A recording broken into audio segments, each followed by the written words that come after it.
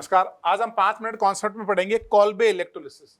Mainly Kolbe electrolysis कहाँ use होता है? It is use for preparation of alkane. Alkane की प्रिपरेशन है ये, ठीक है। तो इसमें करते क्या है, the salt of carboxylic acid, जैसे ये सॉल्ट ऑफ कार्बोक्सिलिक एसिड है, इसके 2 मोल लिए और इसका अगर हमने इलेक्ट्रोलिसिस किया तो क्या होगा? It will convert into alkane. यानी सोडियम और potassium salt of carboxylic acid undergo electrolysis to form alkane, साथ में CO2 और H2 गैस बन जाती है, ठीक है। अब इसका मैकेनिज्म देखते हैं कैसे होगा।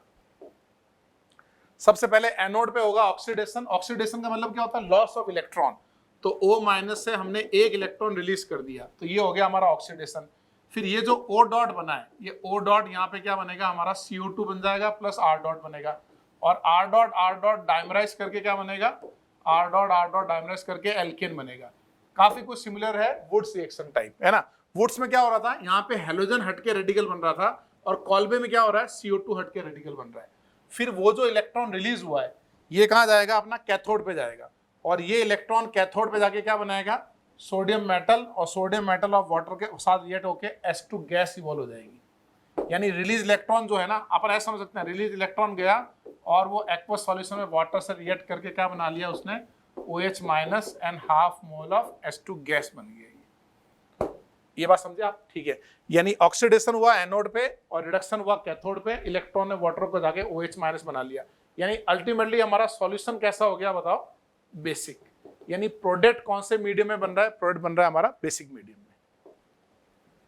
अब जैसे ये मान लीजिए एसिटिक एसिड का सॉल्ट है, इसका इलेक्ट्रोलिसिस करेंगे, हम सिंपल प्रोडक्ट बना सकते हैं। CO2 हटा के हम क्या बनाएंगे? रेडिकल, इसको डाइमराइज करेंगे, बनेगा इथेन। ऐसे यहाँ पे CO2 हटेगा, पहले क्या होगा? O डॉट बनेगा, CO2 हटेगा, डाइमराइज होके क्या बनेगा? Alkane, use for preparation of alkane. अब कुछ खास बातें हैं इसकी। सबसे पहली बात, methane can not be prepared by this method, क्योंकि ये भी डाइमराइजेशन है।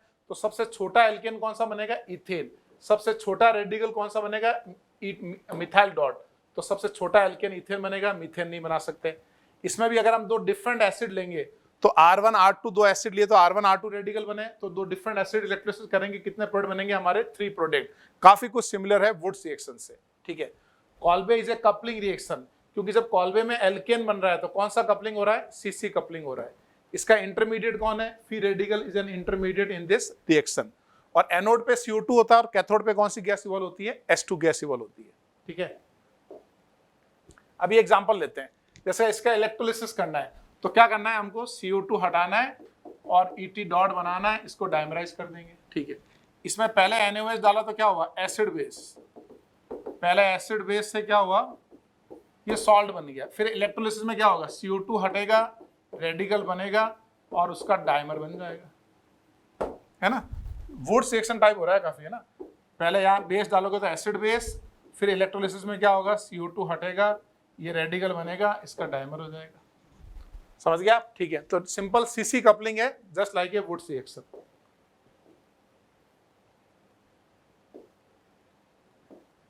और अगर हम 2 डिफरेंट एसिड लेते हैं, है ना, 2 डिफरेंट एसिड का इलेक्ट्रोलिसिस करते हैं, इसका इलेक्ट्रोलिसिस करेंगे तो CO2 हट के क्या बनेगा? ये रेडिकल। इसका इलेक्ट्रोलिसिस करेंगे तो CO2 हट के बनेगा ये रेडिकल। इसका डाइमराइजेशन ब्यूटेन, 2 कार्बन है ना, 4 बन जाएंगे। इसका डाइमराइजेशन हेक्सेन, और इन दोनों की क्रॉस रिएक्शन, इसका इन दोनों की रिएक्शन से क्या बनेगा? हमारा पेंटेन। तो 2 डिफरेंट एसिड के इलेक्ट्रोलिसिस करने से कितने प्रोडक्ट बन जाते हैं? 3 बन जाते हैं। नेक्स्ट है इंट्रामोलिकुलर कॉल्बे, ठीक है। अब इंट्रामोलिकुलर कॉल्बे कब होगा? विद इन मॉलिक्यूल रिएक्शन कब होगी? जब डाई कार्बोलिक एसिड होगा। जैसे हमारे पास ये सक्सेनिक एसिड का सॉल्ट है, तो 2 एसिड है ना, दोनों का इलेक्ट्रोलिसिस करोगे तो CO2 हटाने के बाद मैकेनिज्म क्या होगा? पहले इलेक्ट्रॉन रिलीज हुआ, फिर CO2 निकला, फिर ये रेडिकल बन गया और ये हमारा एल्कीन बन गया। यानी अगर 2 एसिड होंगे तो दोनों जगह पे रेडिकल रेडिकल बन के वो वहां पाई बॉन्ड बना लेगा, ठीक है। ऐसे ही एसिड है, इसमें भी क्या होगा? CO2 रिमूव होगा, यहाँ रेडिकल बनेंगे और यहाँ पे पाई बॉन्ड बन जाएगा, एल्कीन बन जाएगा। तो ये कौन सी रिएक्शन हुई? इंट्रामोलिकुलर। इंट्रामोलिकुलर कब होती है? जब वहां पे 2 एसिड्स होते हैं। और एग्जांपल लेते हैं, जैसे पेंटेन भी बना सकते हो। ये CO2 हटाया, यहाँ रेडिकल रेडिकल बनाया और ये पाई बॉन्ड बना लिया, ये इंट्रामोलिकुलर वुड्स हो गई। ऐसे हमारे पास ये सिस है, मैलेइक एसिड, सिस। तो पहले क्या होगा? इलेक्ट्रोलिसिस करोगे तो CO2 हट के ये बनेगा रेडिकल और ये रेडिकल रेडिकल से क्या बनेगा, एल्काइन, एल्काइन भी बना सकते हैं। अब इसमें एक खास बात है, सिस इज मैलिक, अगर मैं इसकी ट्रांसफॉर्म ले लूं तो, अगर मैं ट्रांसफॉर्म ले लूं फिमरिक एसिड, इसका NaOH डाल के इलेक्ट्रोलिसिस करूं, बताओ व्हाट इज द प्रोडक्ट। यानी ये वाला ये कौन सी फॉर्म है हमारी, सिस, ये वाली कौन सी फॉर्म है, ट्रांस, दोनों से सेम प्रोडक्ट बनेगा। कैसे, पहले NaOH से एसिड बेस हुआ, फिर CO2 बन के CO2 डॉट निकल गया, ये सेम रेडिकल बना ना, सेम रेडिकल बना, सेम एल्काइन बना। यानी सिस हो चाहे ट्रांस हो, CO2 निकलने के बाद सेम रेडिकल बनेगा, और सेम रेडिकल बनने के बाद मतलब वो क्या बनाएगा हमारे पास, सेम एल्काइन बनेगा।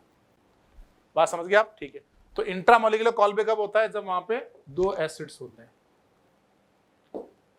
ये एक स्पेशल एग्जांपल है, ये जो मैं ट्रांस तो मैंने अभी एक्सप्लेन कर ही दिया आपको, CO2 निकाल दो, सेम रेडिकल बन गया CH और यहाँ बन गया पाई बॉन्ड, ये बन गया एल्काइन। ये इंपॉर्टेंट है, IL फिनाल में भी दे रखा है, प्रिपरेशन ऑफ एल्काइन। 6th वाले में खास बात है कि यहाँ एक पाई बॉन्ड है, ठीक है ना। तो जब CO2 निकला तो यहाँ हमारे पास एक रेडिकल रेडिकल बना। अब दो ऑप्शन हो सकते हैं, इंट्रा या इंटर। जनरली हम इंट्रा करते हैं, लेकिन इंट्रा अगर करेंगे तो ये डाइंस बनेगा, कैसा बनेगा, anti aromatic, highly unstable. Anti aromatic हम बनाते नहीं है।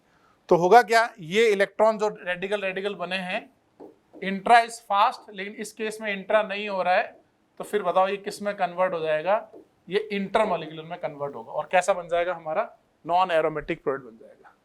समझे आप, ये स्पेशल एग्जांपल है, इससे ज्यादा स्टार लगा रखें। तो नेट रिएक्शन में क्या हुआ, नेट रिएक्शन में क्या हुआ, इलेक्ट्रोलिसिस किया तो कार्बोऑक्सिलेट आयन रेडिकल बन के डाइमराइज कर गया, है ना। ये यानी ये एग्जांपल है एसिटिक एसिड का, electrolysis, carboxylate, methyl radical, dimerize. Electric chai masala dosa, तो इलेक्ट्रिक का मतलब हो गया इलेक्ट्रोलिसिस, चाय का मतलब कार्बोऑक्सिलेट, मसाला मतलब मिथाइल रेडिकल, डोसा मतलब डाइमर, ठीक है। तो this reaction is almost similar to reaction of Wurtz. और इस रिएक्शन में जैसे जैसे रिएक्शन फॉरवर्ड होती जाएगी वैसे वैसे रिएक्शन का पीएच क्या होगा बताओ, इसका पीएच बढ़ता जाएगा, क्योंकि हमारा प्रोडक्ट कौन से मीडियम में बन रहा था, बेसिक, है ना। तो या तो वुड, जब वुड्स पे क्वेश्चन आया था तो कॉल्बे पे नहीं आएगा, लेकिन कॉल्बे हमारा एनसीईआरटी में दे रखा है, इसलिए कॉल्बे को पढ़ना है। सिलेबस में तो वुड्स ही लिखा है, लेकिन रिलेटेड रिएक्शन है इसलिए आपको पढ़ना है। तो मिलते हैं फिर आगे, और best of luck for quiz.